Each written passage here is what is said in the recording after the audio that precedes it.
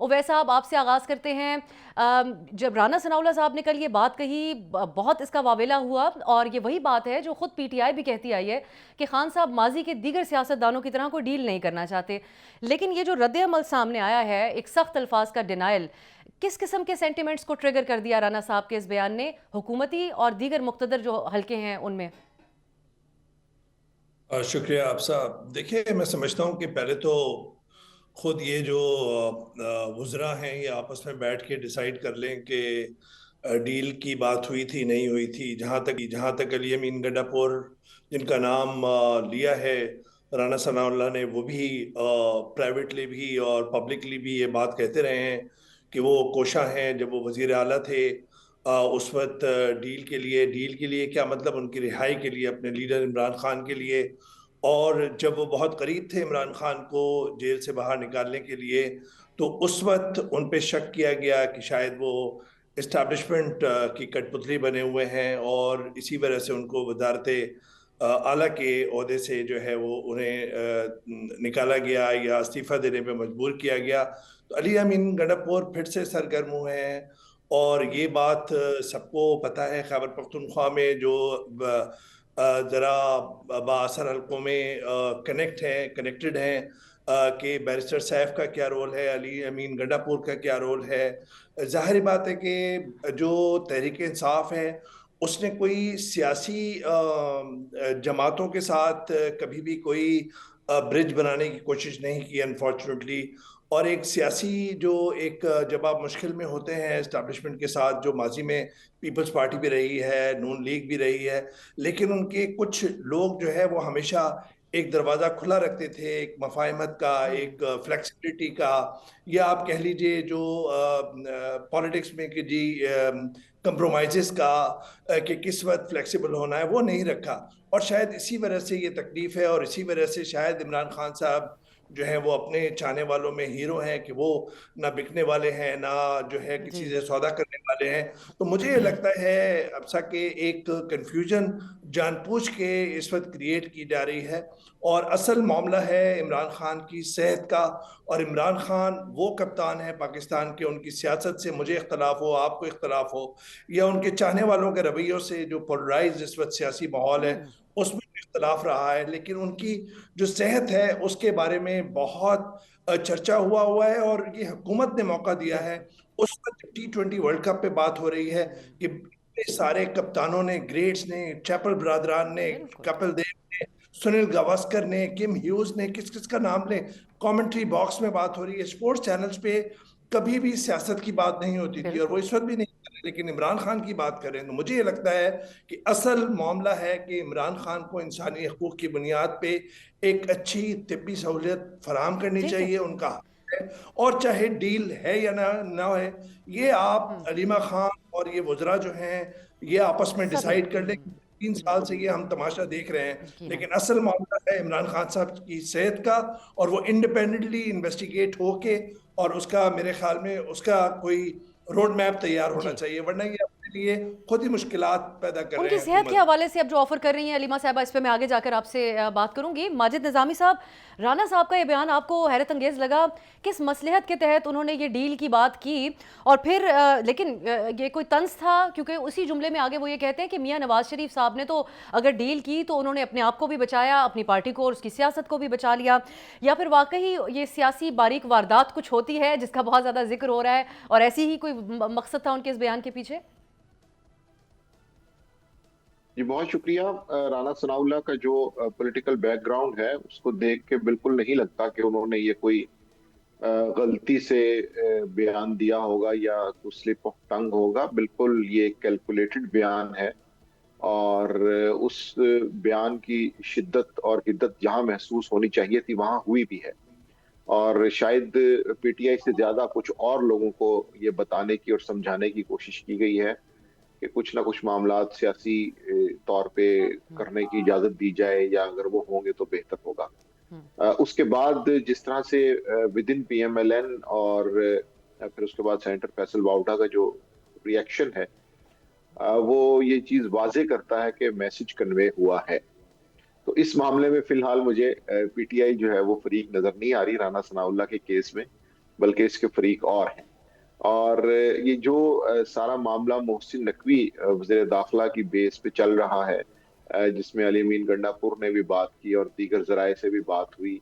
मोहसिन नकवी ने खुद भी ये इल्ज़ाम आयद किया कि जी जो अलीमा खान हैं वो अपने भाई के इलाज में रुकावट हैं, और हम तो ये चाहते थे कि जी इनकी मर्जी का डॉक्टर हो, इनकी फैमिली के लोग हों। वो सारी बात हमारे सामने है।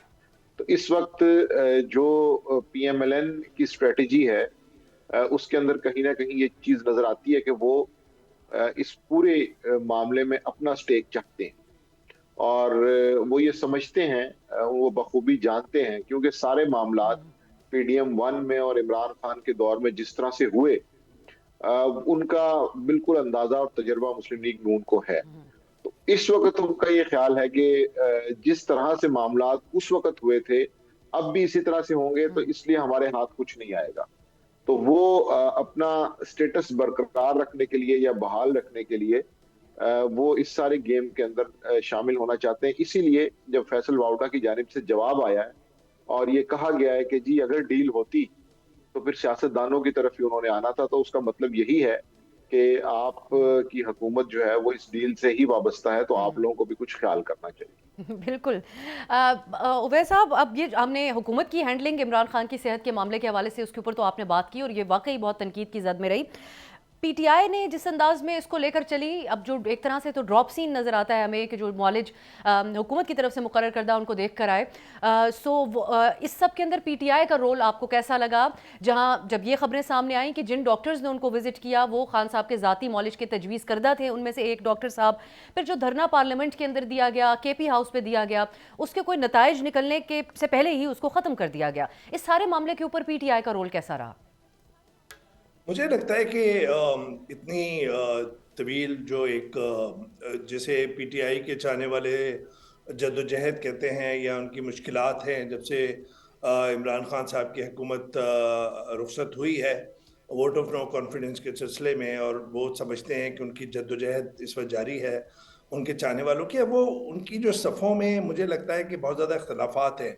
और ये एक ऐसी जमात है जिसमें बहुत सारे ग्रोह हैं, और इमरान खान साहब की जो एक शख्सी जो मकबूलियत है और जो एक उनके ही गिर्द पूरी सियासत घूमती थी, तो उनके इर्द गिर्द जो सेकंड टियर के लीडर्स हैं उनकी कोई इस तरह से नहीं है और वो बदलते रहे हैं। अब अंदाज़ा लगाइए कि पीटीआई की इख्तलाफात की रिफ्लेक्शन के उनको बिल आखिर जो अचक जही साहब जो है उनको अपोजिशन लीडर बनाना पड़ा, और नासिर अब्बास साहब को जो है वो अपोजिशन लीडर सेनेट में बनाना पड़ा।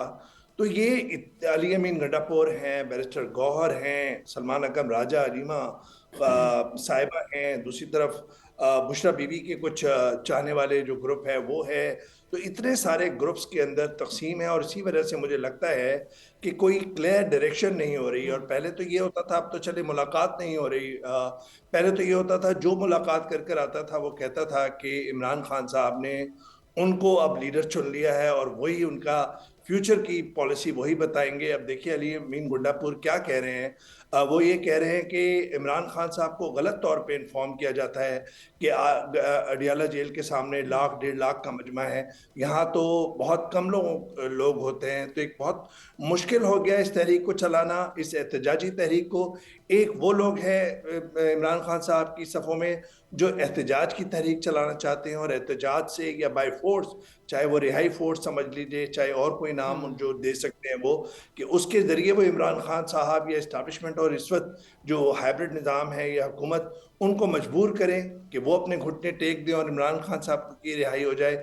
और एक तरफ दूसरा वो ग्रुप है जिसका इशारा कहीं ना कहीं राना सनाउल्लाह साहब ने, जो एक मंझे हुए सियासतदान हैं, उन्होंने अपने बयान में दिया है, जिसका रिस्पेक्टेड पैनलिस्ट भी बात कर रहे थे कि डील जो थी उसके लिए मेरे ख्याल में अली अमीन गंडापुर, बैरिस्टर सैफ और बहुत सारे किरदार हैं।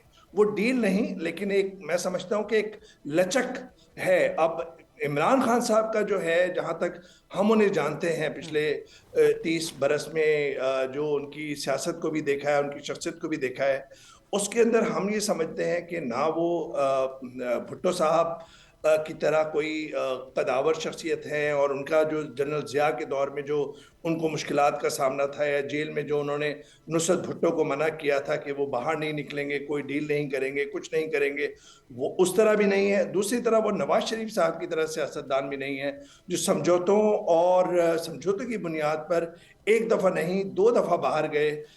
एक दफ़ा परवेज़ मुशर्रफ साहब के दौर में जो मुआहिदा करके 10 साल के लिए, जो बाद में इनकार करते रहे उनके साथी, और इस वक्त भी वो हुकूमत में है, और दूसरी मरतबा इमरान खान साहब की हुकूमत में जब उनके वो अलील थे।